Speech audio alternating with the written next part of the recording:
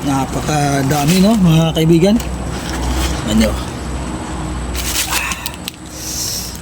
Wow. Mga buhay pa to, oh. Ito, matapang, oh. Ayan, oh. Napakatapang, oh. Pero lulutuin natin sila. Para makapag-umpisa na tayo, hiniwa na nga natin itong mga lamas. Ayan, itong bombay, ahos, at saka itong bawang. Nagdaan-daan lang ako dito mga kaibigan kasi mamaya baka masugatan tayo dito, no? So tara! At dito, hinanda ko na nga yung uling. At saka itong nyug. So yung nyug, babalatan natin yung nyug para kayuri natin, ano mga kaibigan? Dito naman mga kaibigan, iba yung ginawa ko dito. Lugit ang ginamit ko, yung pangtanggal sa laman ng nyug. Yung naman napakadali lang sa akin eh. Sanay kasi akong gumamit nito.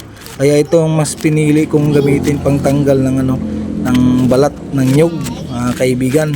Katapos ko naman dito sa nyug, nagumpisa na kagad akong gumawa ng apoy dito sa may uling, no? Gumawa ako ng apoy para makapagluto na kagad tayo mga kaibigan. Para maumpisa natin yung kainan kasi nagugutom na rin ako eh. At hindi na rin ako mahihirapan ito kasi kumakalat na yung apoy, dumudukot na kumbaga eh. Sa Bisaya kasi dukot yun eh. Dito naman nabiyak ko na yung yung nyug. Ininom ko pa nga yung sabaw. Sus, sobrang sarap ng sabaw mga kaibigan. Oh, talagang fresh na fresh galing pa sa puno ng nyug. Wow na wow, ang sarap. Tapos kung bekin at sa punktong to, kinakayod ko na nga para matanggal ng yaman. Para mapiga natin at ang mahihalo na natin dun sa nilulutoy natin yung alimasag. No mga kaibigan, saya tutok lang kayo mga kaibigan. Ayan, kinakayod ko na nga. Tsaka nga pala mga kaibigan, mag-follow na kayo o kaya mag-subscribe dito sa aking Facebook. At saka pa-share naman kung nagustuhan nyo yung mga video ng kagaya nito ng mga video, paki-share na lang, no mga kaibigan.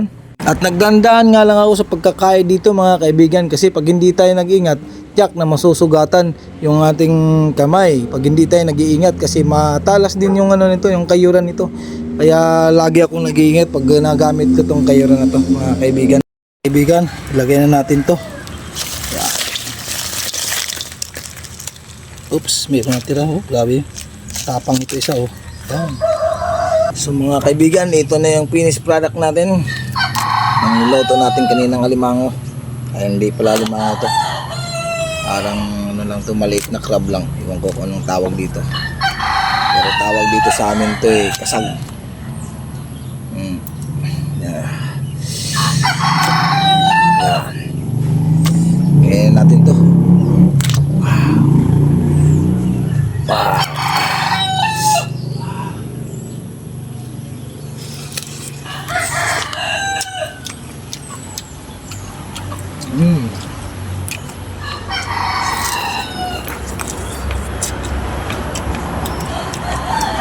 Mga panggulay mga kaibigan, no?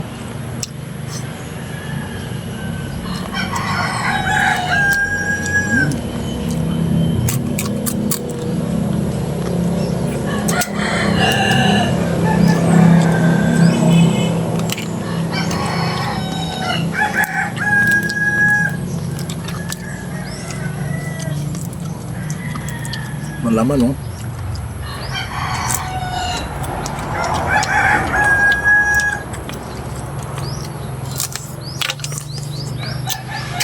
At mga kaibigan, so yun lang, no?